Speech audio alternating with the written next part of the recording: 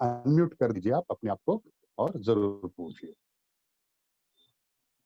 ताकि अगले हफ्ते अगर हम मिलने वाले हैं तो जैसे मैंने कहा आपको कि अरहत, सम्यक संबुद्ध और भगवा, ये 3 शब्दों के अर्थ हम जानने वाले हैं और 10 पारामिता की वो अवस्था के बारे में जानने वाले हैं। हाँ जी भास्कर जी। सर मेरा प्रश्न है सर, मेरी आवाज आ रही सर?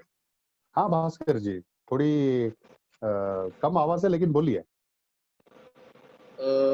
सर ने जैसे बताया सर, बुद्धं शरणं गच्छामि। राइट। अब इसमें क्या है कि शरणं का जो मीनिंग है, बहुत सारे भिक्षु शरणं बताते हैं कि शरण मैं जाते बुद्ध हैं। को, राइट। कि मैं बुद्ध को शरण जाता हूँ। तो चूंकि क्या है कि इसका जब हम हिंदी में शरणं का, तो मिलता जुलता है इससे शरणं, शरणं शरणं।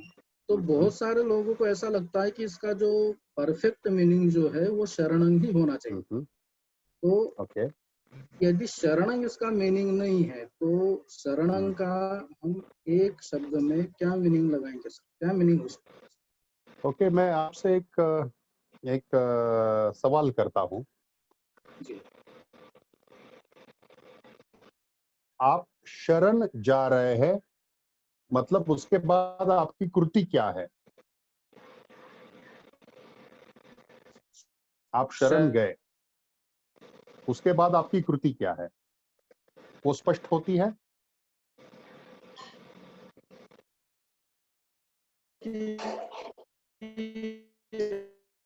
भास्कर जी, आपकी आवाज नहीं आई। जैसे आ रही सर मेरी आवाज? हाँ आ रही है। जैसे गुरु निर्देशित करेगा सर, वैसे हमको फॉलो करना है उनकी बातों को। बस शरणं वही कहेंगे, उसी को शरणं कहेंगे। देखिए, फॉर एग्जाम्पल मैं अभी बुद्ध को शरण गया हूँ, बस मेरा काम वहां पे खत्म हो जाता है। तो शरण इस शब्द से आगे की जो क्रिया है वो स्पष्ट नहीं होती। मैं अभी बुद्ध आपको मैं समझ गया हूँ, आपका ज्ञान मतलब समझ गया हूँ, अभी मैं आपके शरण में आया हूँ, बस वहां तक की वो क्रिया खत्म हो जाती है। उसके बाद आप क्या करने वाले हैं ये उससे स्पष्ट नहीं होता। लेकिन अगर आप कहे कि बुद्ध मैं आपको आपका अनुसरण करता हूँ, तो अनुसरण व्यक्ति कब करेगा? जब सबसे पहले वो शरण ही जाएगा, जब वो शिष्य ही होगा।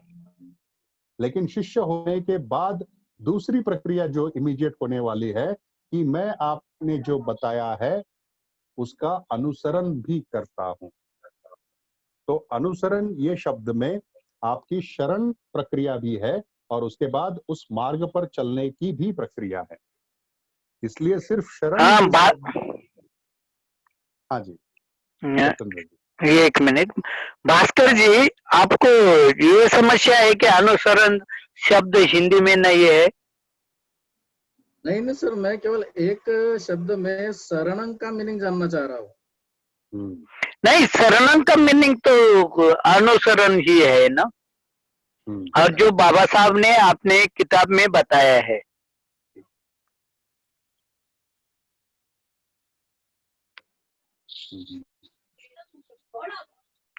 ये जो शरणं शब्द है उनका अभी अर्थ तो बदल चुका है बाबा साहब ने, इसीलिए उनके अनुवाद में, बौद्ध पूजा पाठ के अनुवाद में मराठी में कहा है, मी बुद्धाचे अनुसरण करतो।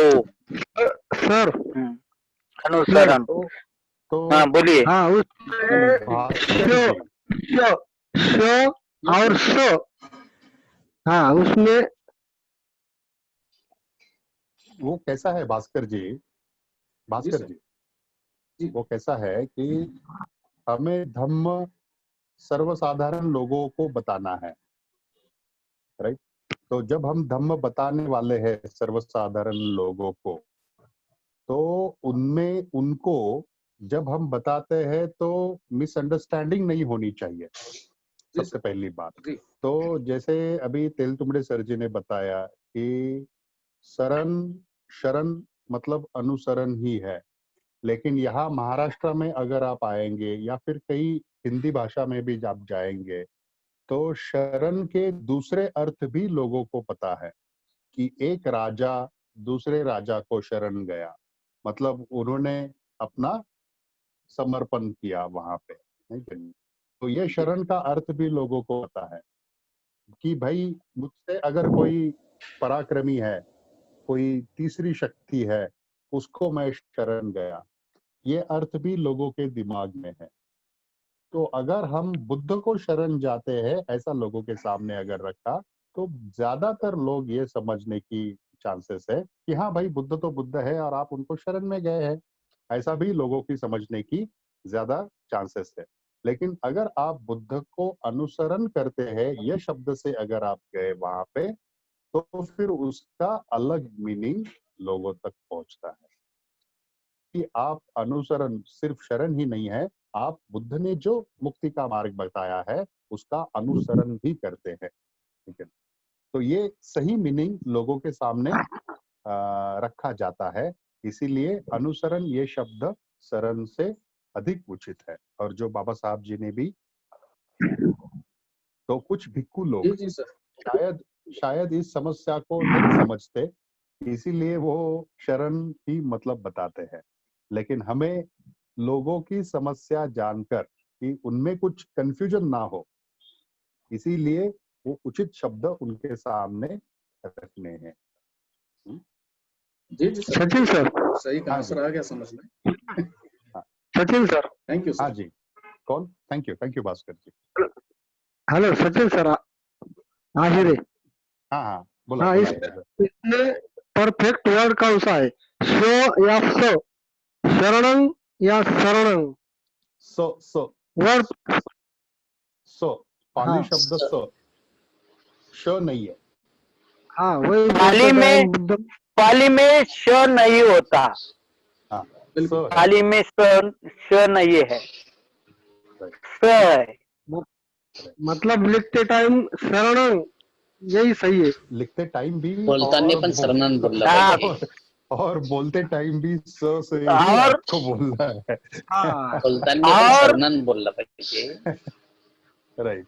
शरणम हाँ जी, बोलना चाहिए। कोई लोग बोलते हैं शरणम, समझ लीजिए जो शरणम कहेगा उसको समझ लीजिए कि अभी वो अध्ययन ही कर रहा है, अब परिपक्व है। शरणम नहीं, वो अनुस्वार का जो पाली में होता है उनका उच्चार जो है वो म नहीं होता। शरणं बुद्धं, शरणं धम्मं, ग संघं। ग हाँ, ग होता है, म नहीं होता। म संस्कृत में होता है। न ज्यादातर लोग शरणम नहीं बोलते, शरणम। हाँ, शरणम कहते हैं, शरणं हाँ शरणं होता है। हाँ विजय जी, हाँ हाँ विजय जी। शरणम जो है, म जो है, ये जो है वो संस्कृत में होता है शरणम। संस्कृत में हाँ, उसको शरणम। आपकी आवाज नहीं आ रही विजय जी। और शरणम जो है ये अपना पाली भाषा का शब्द है। म का वहाँ पे परिभाषा में म का लोप हो जाता है और उसका अंग होता है, अंगहित करते हैं राइट उसको। जो अनुस्वार राइट ऊपर आता है तो उसका अंग उसका उच्चार होता है, अंग। राइट धं राइट शरणं गच्छामि। अभी सर बुद्धं शरणं गच्छामि, इसका पाली का जो है ये, इसका हिंदी का अगर आप ट्रांसलेट करोगे तो उसमें शरणं मीन्स चरण है, चरण ही है वो शरण। गच्छामि मीन्स जाता हूँ, जाता हूँ। गच्छति गच्छति मीन्स जाना, और गच्छामि मीन्स जाता हूँ। मतलब मैं बुद्ध को शरण जाता हूँ। ये उसका शब्दार्थ जो है, अर्थार्थी अगर हम वर्ड टू वर्ड लेंगे तो उसका मीनिंग तो यही होता शरण ही है, शरण ही है। शरण है, लेकिन उसको इंग्लिश में अगर करोगे तो I am following Buddha. Yes following means Yes. Follower. Yes तो मैं बुद्धा का जो है मार्ग फॉलो करता हूँ, मैं उनके Right. मार्ग पे चलता हूँ। राइट। फॉलोवर जो है उनको जो बताया है उसको मैं फॉलो करता हूँ। इसमें विजय जी बहुत बहुत आपका धन्यवाद। आपने बहुत अच्छा पॉइंट यहाँ पे दिया है। तो मैं इस गाथा का जो अर्थ है, मैं आप सभी को एक क्वेश्चन पूछता हूँ। क्या बुद्ध ऐसा कह सकते हैं? आप ये ध्यान में रख दीजिए। क्या बुद्ध एक दुख से मुक्त पुरुष ऐसा कह सकते हैं कि आप मेरे शरण में आ जाओ? ऐसे नहीं, कह नहीं, सकते हैं बुद्ध? नहीं। सर, नहीं। प्लीज, या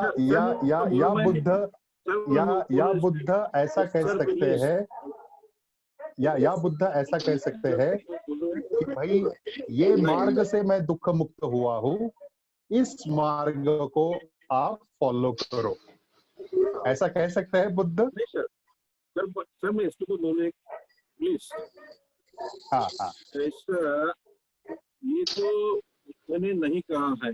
बुद्धं शरणं गच्छामि, ये तो बाद में जो है, ये बाद में आया गाथा है। तैयार किया हुआ। बराबर बराबर बराबर ये हमने ही तैयार की हुई गाथा है ये। बराबर। और उस समय में जो गाथा तैयार हुई है उस टाइम पे हाँ। उन्होंने वो शरणं वर्ड यूज किया है। जो उनको उस टाइम पे जो उनके फीलिंग में आया है, जो उनको अवगत हुआ है, वो राइट। तरीके से उन्होंने वो शरणं जो है वो वर्ड उन्होंने यूज किया है।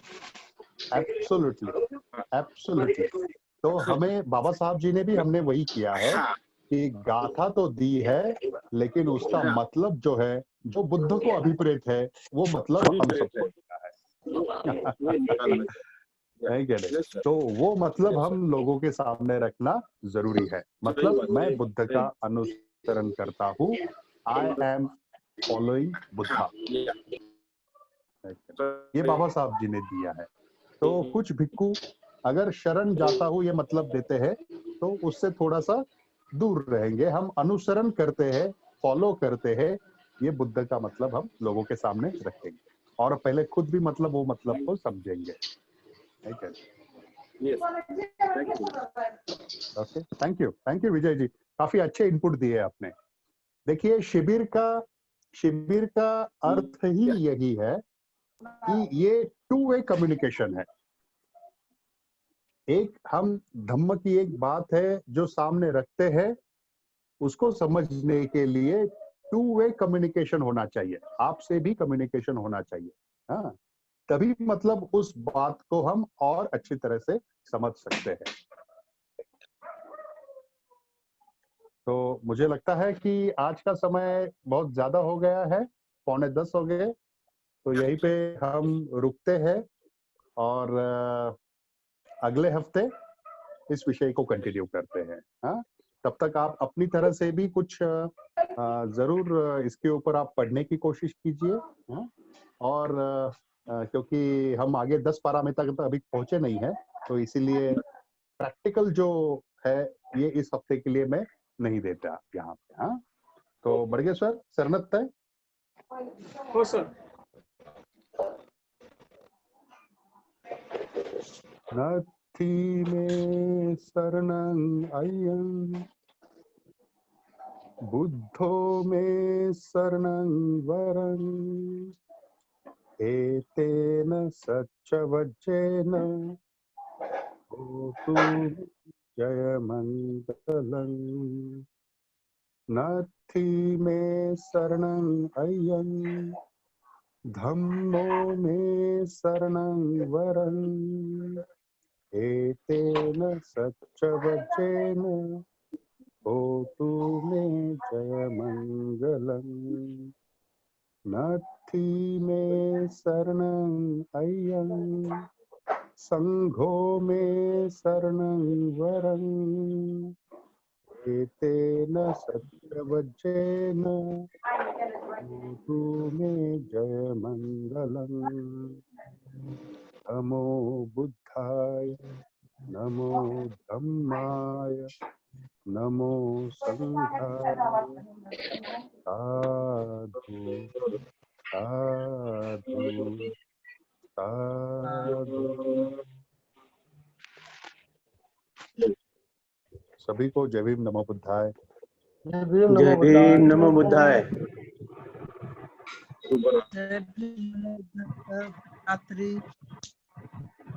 धम्मराज